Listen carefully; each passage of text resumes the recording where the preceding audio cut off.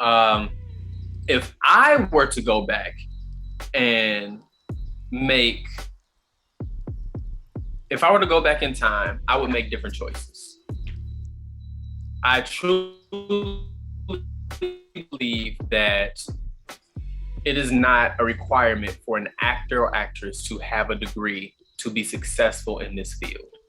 Nor do I believe that education on a university level will make you a better actor. What I would preferably do, what I would do if I went back in time is take all of that money that I spent on a degree and put that toward workshops, courses, and classes outside of the university. Because like bro just took an intensive for a few bands. I ain't gonna say exactly what it was, how much it was, but hearing him speak, it sounds like he's learned so much more in that 2-week intensive than he would have in an 8-week course at a university.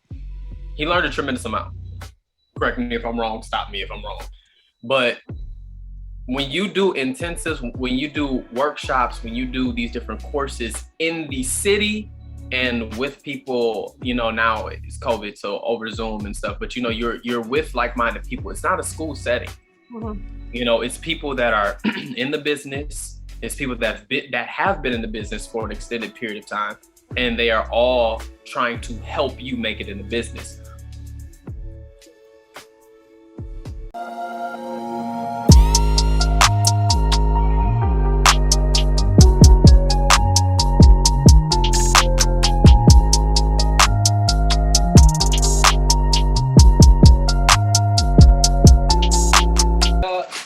Welcome to another episode of In Real Life, and today I got my boys Sammy Sosa, and Nigel. What up, dog? Oh, hold on.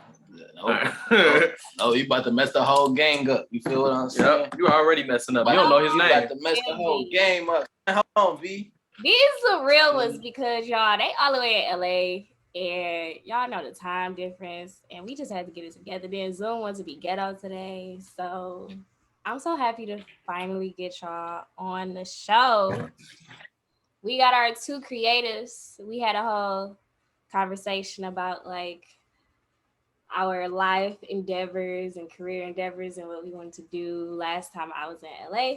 So I'm not going to just call them actors, but creatives. And a part of their creative journey is acting. So like I asked in my prior episode with Khadijah and Elise about how his social media affected the art of acting, I want to ask it from a guy's perspective. So y'all ready for the first question?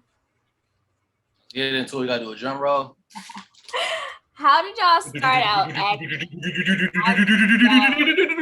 It was what you wanted to do. So how did y'all start out, and how did you know like you wanted to pursue this as a career?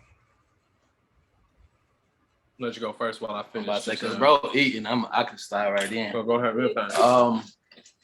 The story is mad long, but I'll be brief. I won't be before you guys long. Amen. So so it was I was 14 years old, man, and my mom's called me with an audition for a company called Big Stars in Detroit, Michigan, under the leadership of Angela Dunlap, and we were learning acting, singing, dancing, the whole nine. I was 14 years old, and I was like, no, I don't want to do that. Mad shy, nervous. I'm like, I never did an audition a day in my life. You shy? So I was at the crib. Yeah, me shy, right? And so I was talking to my older brother, and I was like, yo, mom just called me, asked me that I want to do this audition. And long story short, he was like, give me 3 reasons why you shouldn't do it. And then I was like, I don't have 3 reasons.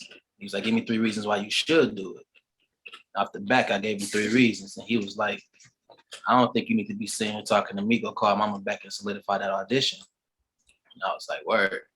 So I called moms, did the audition. And from then on, from Big Stars to like now, it was just like, that was the opening door for me, because Angela Dunlap is a wonderful producer, a great playwright. If anybody has ever heard of like Church Girl, And now, to be honest, I don't remember any other work because like I was mad young. I just blanked. But church girl for sure, because I was in church girl. She was showcasing her youth, you know what I'm saying, as far as like big stars, the kids and big stars and everything. So I was able to work with celebrities like Robin Givens at 14 years old. You know what I'm saying? I was able to work with Gene Wine and Demetria McKinney and so on and so forth. It was so many other artists that she was like just putting us in front of, or like we was able to collab with. And then from there, I just didn't know what I wanted to do. Graduating from high school, I was like, I want to be a mechanical engineer. So I wanted to work on cars. I see my dad working on cars. But then I was like, nah, I'm straight. You feel what I'm saying? That sounds like a lot of math. Yeah, facts. And so they say in the artist and being an actor, you either good at language arts and bad at math, or you good at math and bad at language arts. So I failed both of them. No, but that's literally what it was though. I didn't know what I wanted to do. And when I graduated, I went to WC3, got my associates, and then I was like, man, I'm gonna go to. Well, I already had it solidified at that point. Before I got my associates, like I wanted to act, and I transferred to Wayne State. But prior to going to Wayne State, I was accepted to Columbia College, AMDA, and everything. So I was like, really, like, what I'm gonna do? I don't know. I didn't even want to stay in Detroit, so I was like, I'm gonna go to Columbia. Columbia was like, I need 8 bands. So I was like, ooh. I was like, oh. You feel what I said? See you later, bye. But went to Wayne State, and Wayne State just opened up a great door for me. You know what I'm saying? And here I am in LA, making it happen. I do it too strong. You do it. That was too strong.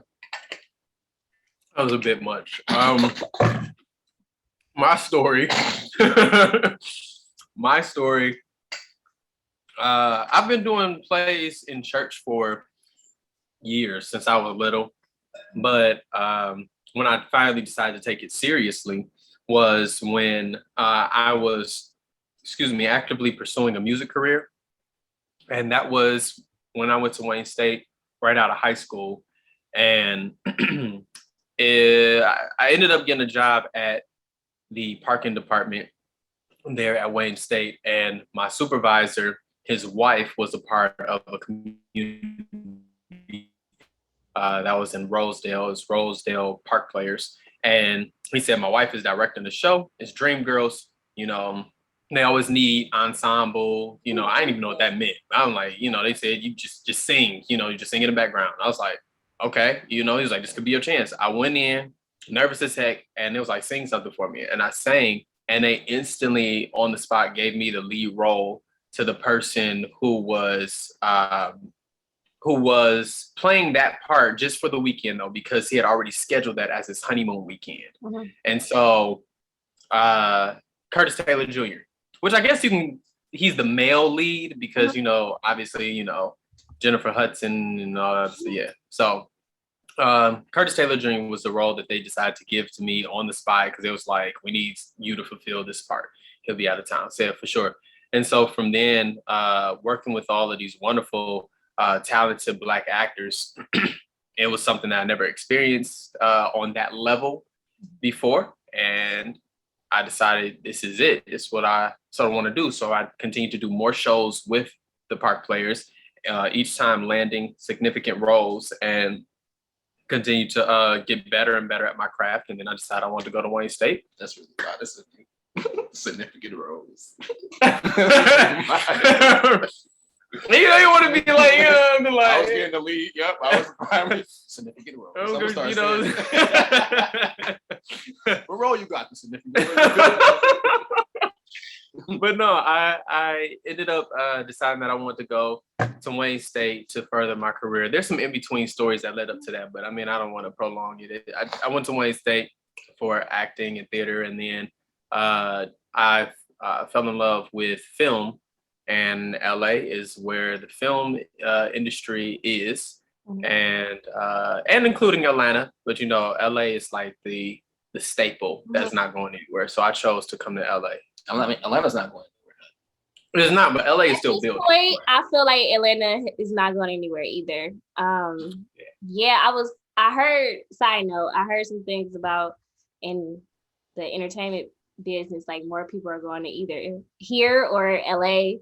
And New York is kind of like rocky right now, which is interesting because it's always been LA or New York for those things. So, what have you learned the most out of university? Mind you, audience, I met them at Wayne State. I was a dance major. They were in theater, so that's how I know them. But what was the most that you got out of college, and would you recommend going to a university or mine is blanking right now. Khadijah she went to Purchase and she was in their program there. But what would you tell someone who wants to be an actor, like, hey, go to university or just get it in the paint? Like, would you just tell them to start, right after high school and just go for it, or go to university? This is a great Sam's question. I was trying to give it to you. You gotta speak. The hand gesture is like, no, you have a significant role in this question. So, no, this is a great Sam's question. I'll tell you why. I can answer it too, and I will. But we're going to say the same exact thing because we have this conversation all the time. When we first moved to LA, this was like the topic of conversation for probably the whole first 6 months we was here. You know what I'm saying?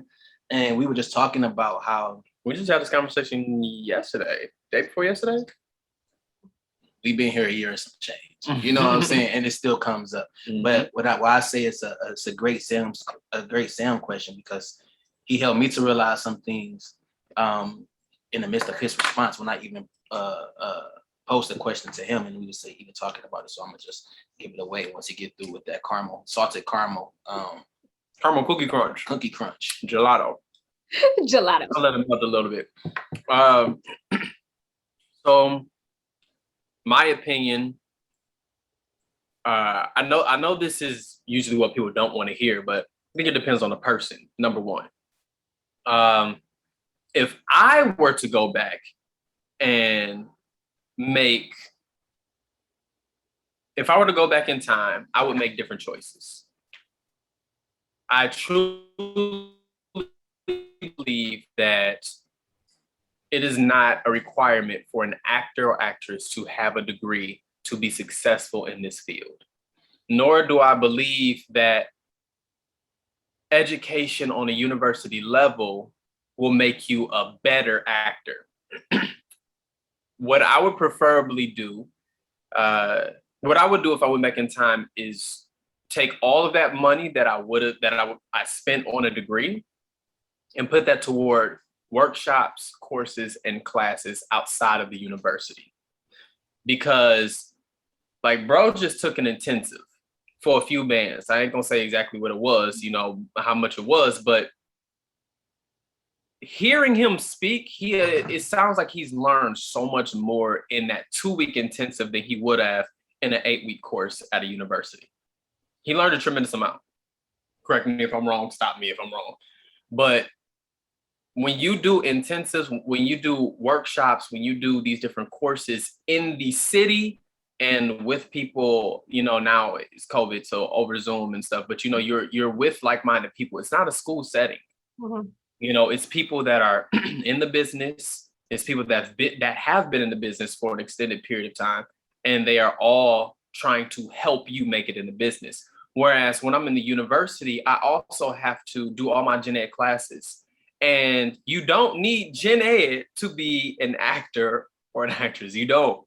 I don't need to know math. I don't need to know science. I don't need to know, mechanics. I don't need to know any of this stuff. What I need to do is focus. And so I feel like a lot, like maybe $30,000 went toward gen ed classes when I could have taken that money and used it on workshops and things of that nature and probably would have been very successful. Now, I will say this. I do agree to a certain extent that it does make you a well-rounded person. Mm. I just believe that that's an excuse put on a scam. Universities want more money. Therefore, they come across and say, it makes you a more well-rounded person. I don't know nothing about trig. I could barely speak Spanish.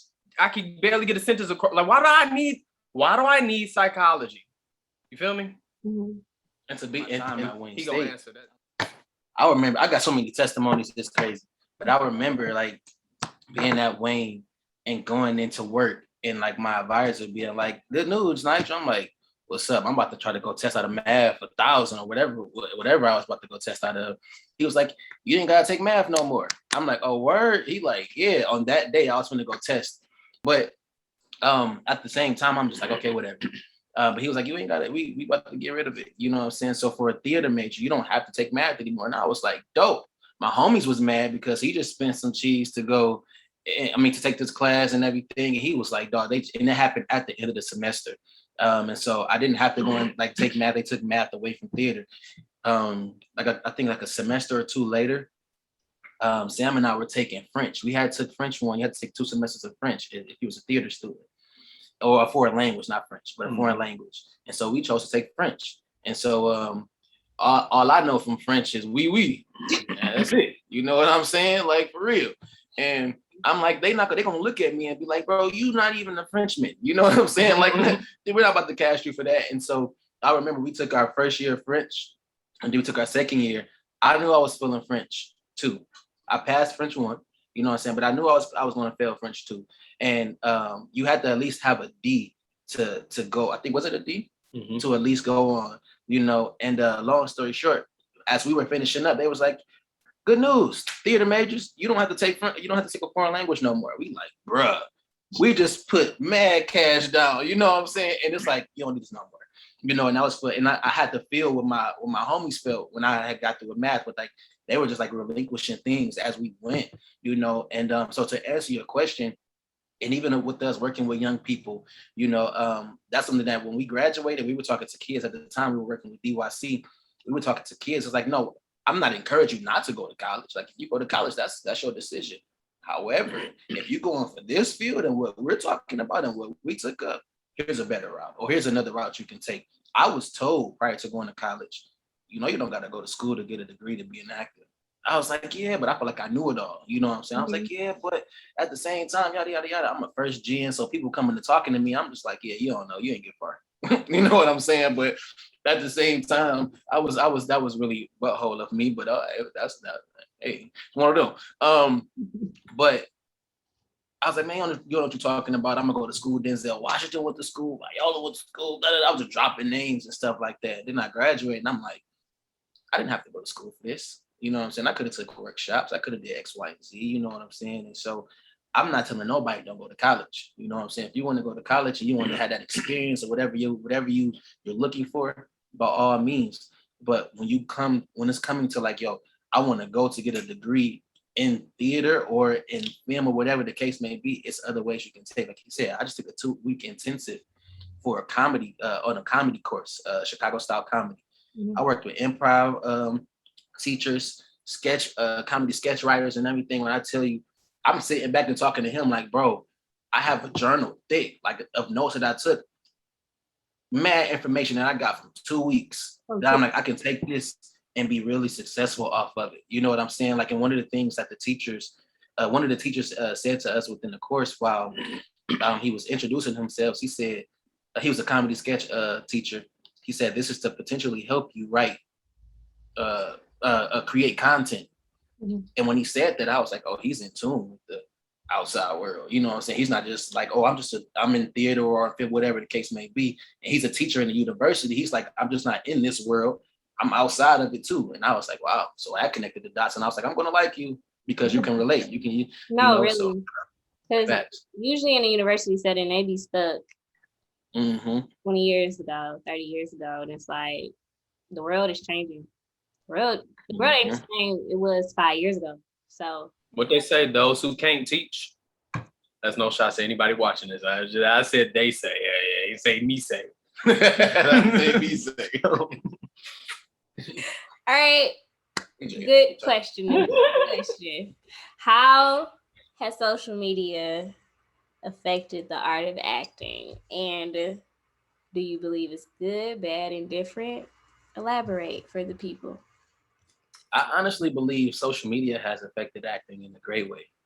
And In a great way, like a positive, or in a large way? Like in a positive.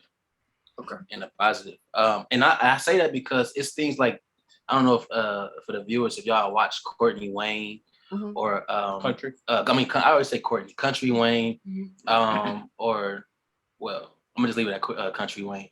I was on his live one day, and I was just listening to what he was talking about. People, he had a segment where you could just ask questions. You know what I'm saying? He was answering them. And so, long story short, he said somebody asked a question about like getting to the industry and so on and so forth. And the gist of his answer was the traditional style of getting into the industry is no more. If you're moving this way, you're on a slow route. But and he was speaking from like a progressive mindset, like times change, things have evolved, you know what I'm saying? Like it was told to bro, you know, that for us, our Instagram is our resume. You know what I'm saying? And so people are, and like we've been submitting like all day today, and prior to this, we've been submitting for work. And a lot of work that I've been submitting for, it's been like drop your Instagram tag or your YouTube. Or if you got any of that information, you know what I'm saying, drop that, because they want to go and check you out. Have you been dropping content? Do you work for yourself? Are you self-sufficient? You know what I'm saying? Can you they're looking for things like that because of what's big now. So you seeing stuff like the Ha Davises, you know what I'm saying? The DC Young Flies, who was like the like one of the goats of it from Vine. You know what I'm saying? It's like you were able to showcase your talent in so many different ways of it just like not being boxed no more. You know what I'm saying? In the sense of like, okay, here's a script, read that. Can you act? No, I can go off and like now create content and I can show you in a way like I'm not gonna say acting because I'm going on a spell of like being funny. But I just think the content that's being created is still a talent, if that makes sense. You know what I'm saying?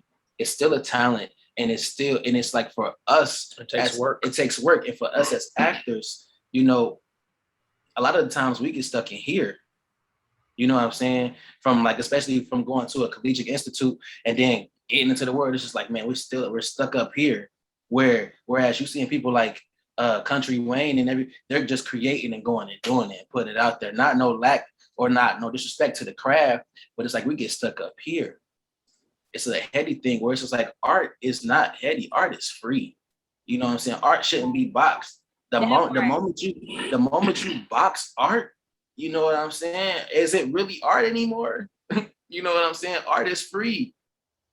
Art is free, and that's what I see when I'm watching this content. When I'm watching the kids on TikTok, well, not the kids, but when I'm watching the adults and everybody on TikTok. You know what I'm saying? Even from Vine, from the Instagram stories. You know, like shameless plug. You know, a couple of years ago, bro wrote a silent film. You know, and I was a significant character in that film.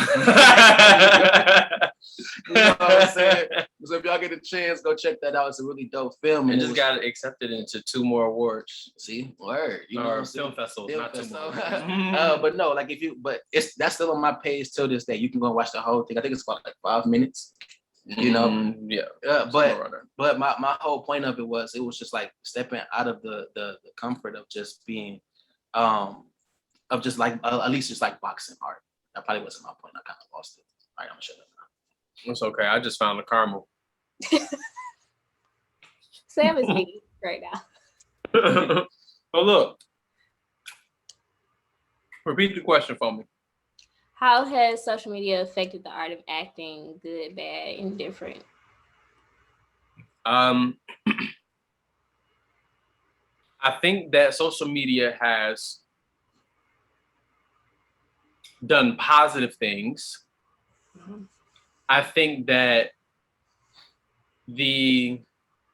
let's just call them the elite, because I don't know who runs the acting world, the industry. Let's call it the industry. That's what it is. I think social media went in a very positive direction. I'll tell you why. Before social media, you had to basically break down doors to be noticed. You had to have an agent. a manager. You had to do a lot of footwork to get noticed, just like with any other job pre-1980s. You had to do the footwork to get noticed. You had to put in a lot of hard grind. And even then, you still may not be noticed. Mm-hmm. Social media provided, a place for people to put their talents out there and build and grow an audience, a community of people that supported their work without having to conform to the industry. So I think that social media went a positive direction. Here's of course what will always happen. The industry perverted it. Now you can still put your work out there, but you trying to move on to the next stages, which is generally getting brand deals and getting on television and getting commercials and things of that nature. The industry is specifically looking at your following. How many followers do you have? So they found a way to use it, to use social media to still exploit what they want to exploit. So that's where you hit that sharp turn. And it's like, we were going a positive route, but now because I don't have a certain amount of followers, I won't get looked at. Because I don't have a certain amount of followers, I can't charge as much of what I know I'm worth. It's so much that goes into it that it felt like we were going up in the end, and you can still make it. Mm-hmm. Like I said, the what I said in the beginning about the positivity on the first part of my answer, still very relevant, still very true. You can start a YouTube page today and still make it. You can start an Instagram, especially TikTok. The algorithm is the best algorithm that is known to man thus far when it comes to social media, because TikTok will put your video out there to a few hundred people. And if they like it, you move on to the thousands. And they open you up to a person can literally have one video and get 1 million views on it. Mm-hmm. The algorithm is set for that. And other social media platforms are trying to catch up to that. So that's great. That's amazing. It still has its own little quirks about it that I don't want to get into, but nonetheless, I just hate how the industry perverts it and puts a limit on you, and I think that the industry also, talking about social media, has had moments where, we talk about shadow banning and things of that nature, where your audience is no longer seeing you because of the algorithm. Mm-hmm. And it's like, it's so much to it to to break down, like as simple as it did good or it did bad. Like it's. But I think still outside of, like, I know we're talking about acting. I look at it from like all aspects of like just the content that we're just seeing that's being dropped. Right. On all social media platforms. It's just like, man, it's such a for me, it's a great deal because people aren't, like, especially when the pandemic happened, agents and they all closed their office. They weren't taking in nobody. So what was there for us to do? Shout out to 2020 for having the most Black entrepreneurs ever. And it was they closed their door, like when like agents they closed their doors. They weren't accepting any type of talent. So what was there for us to do? You know what I'm saying? Go out here and create content and be self-sufficient. When we got onto LA, people was asking us, what is it that you all do? You all act, so you got this, you got that. And people, like our friends and family were like, do you got you a manager yet? You got you an agent? We like, bro, ain't nobody accepting nobody. I don't care if 1,000 people within the industry. Mm-hmm. They not even, it's nothing really going on right now. No work. There was no work. And so for Sam and I, we was like, just tell them, we're just self-sufficient artists. You know what I'm saying? We were out here just literally creating content. Our house was a place where we slept, but it's a place where we worked. You know what I'm saying? We were just creating and dropping content, but then that made us more aware of how it's not just like a straight shot. It's easy. No, we gained a respect for having to wake up, having to create content, learn about social media, learn about the algorithms, learn about all of this stuff that went into it as an artist to become even more well-rounded artist. That's a good answer. And y'all answer is completely different from the girls. So the really? Girls were more so like yes and no, leaning more towards, people who go to university put in the work, and there is a certain type of respect for that, as to where they didn't disrespect that being on social media and doing that type of content is its special, like its own talent, like y'all said. But it was like a yes and no. It was like a no. What you gonna realize is the people who put their blood, sweat, and tears, that's been working, because both of them had been acting since like high school. They were in Black Box, Cast Take. They were in it since like 14. So what you're not gonna do is disrespect my blood, sweat, and tears that I put into this craft, while these social media famous people get roles that they feel like they deserve. So that was kind of their look at it.